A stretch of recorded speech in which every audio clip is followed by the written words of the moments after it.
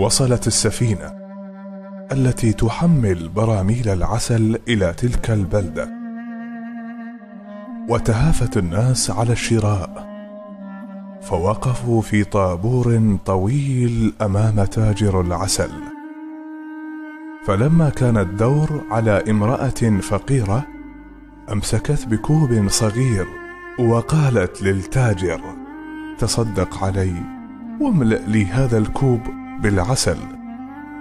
فقال لها التاجر بكل حزم: لا.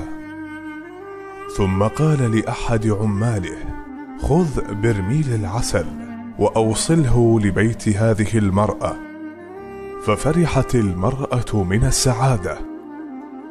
فلما جاء الدور على الرجل الذي كان خلف المرأة، قال للتاجر: إن أمرك عجيب، لقد طلبت منك كوبا من العسل، فلماذا أعطيتها برميل؟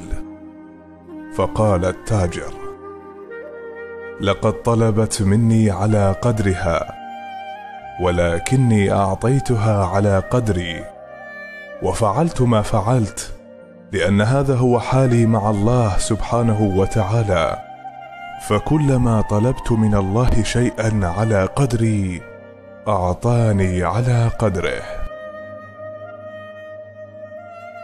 إذن أحبتي، فلنتذكر دائما إننا نتعامل مع إله كريم، إله عظيم،